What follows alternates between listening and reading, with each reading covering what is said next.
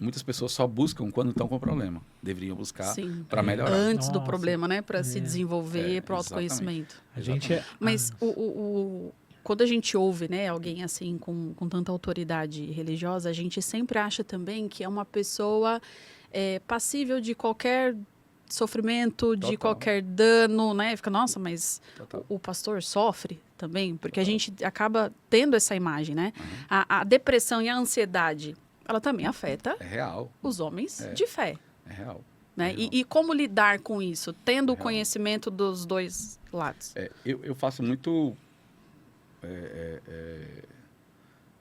A minha esposa acaba sendo minha terapeuta, assim. Eu converso muito A com minha ela. também. A sua também, coincidência, né? Coincidência. E ela te cobra muito caro, não? Muito.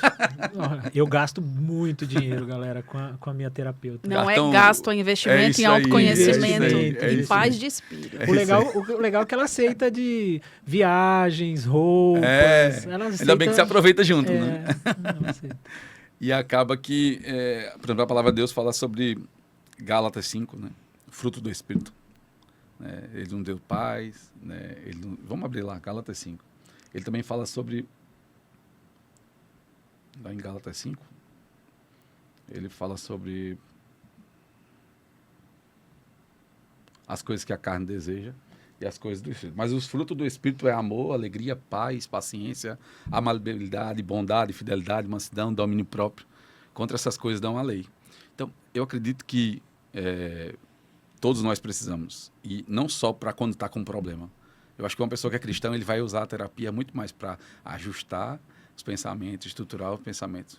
Porque se eu ando em paz com todos, se eu não deixo o sol se pôr sobre a minha ira, se eu peço perdão rápido, se eu sou rápido a corrigir, se eu entendo que eu sou uma nova criatura, se eu renovo a minha mente com a palavra, eu vou usar muito mais a terapia, na minha opinião, posso estar errado, para organizar meus pensamentos, para me conhecer melhor, como ferramenta de autoconhecimento. Porque aí você traz todo bagagem. essa bagagem e aí a parte científica da psicologia valida tudo isso, né? Isso. E aí você me corrija se eu estiver errado, é a minha visão.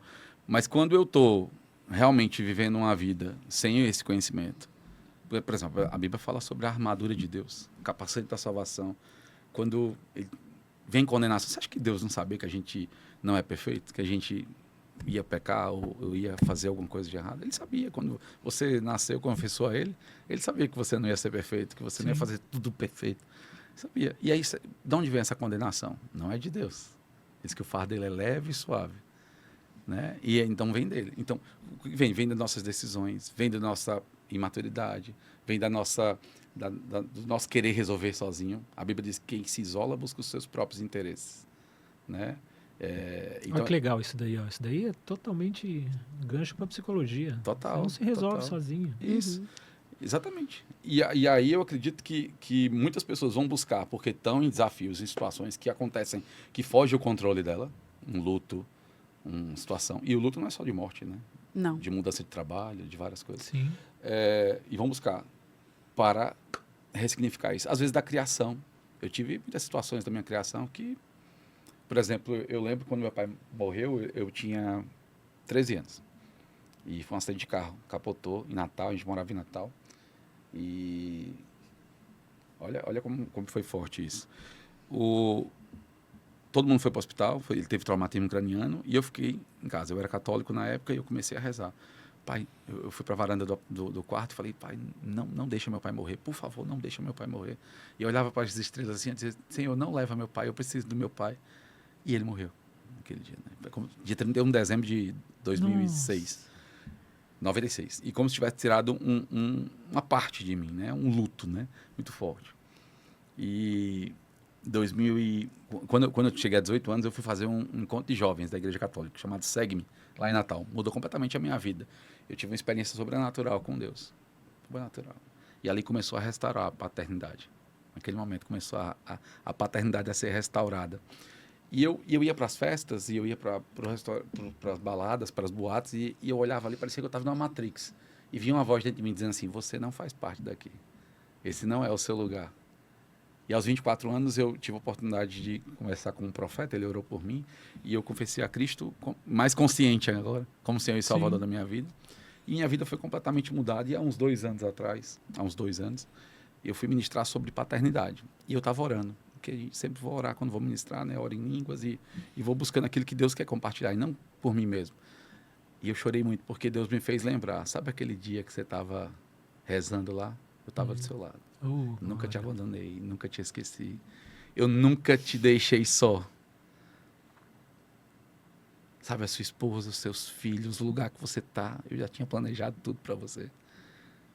E aquilo restaurou, sabe, Alessandra, a paternidade. Sim. Aquilo restaurou aquilo que o Senhor tinha para restaurar. Então, eu creio, sim, que a palavra de Deus ela é suficiente. Mas eu creio que Ele dá as honras aos homens. E a gente precisa usar isso para glorificar o nome dEle, para melhorar, para desenvolver, para fazer aquilo que tem que ser feito. Você entende? E que a fé também, a fé independe também da religião. Né? A fé independe da religião. Quando a gente tem o lado espiritual mais desenvolvido, acaba sendo, a religião vira só uma placa de igreja, um mero detalhe. Um espaço de comunhão. Eu preciso de você, você precisa de mim. A Bíblia diz que o ferro afia o ferro, assim o irmão afia o outro. Sim. E ela diz isso porque é importante que a gente tenha comunhão. Se eu começo a andar com pessoas que falam palavrão o tempo todo, eu vou acabar me parecendo com elas. Sim. Mas se eu ando num ambiente que tem pessoas imperfeitas que estão querendo melhorar, e eu vou sendo esticado a andar em amor, porque a Bíblia diz que as pessoas vão saber que você é filho de Deus porque você anda em amor. Sim. A evidência de que você nasceu de novo é que você anda em amor. Então, como é que eu ando em amor? Eu tenho que ver o melhor nos outros. Sim. O amor não busca os seus próprios interesses.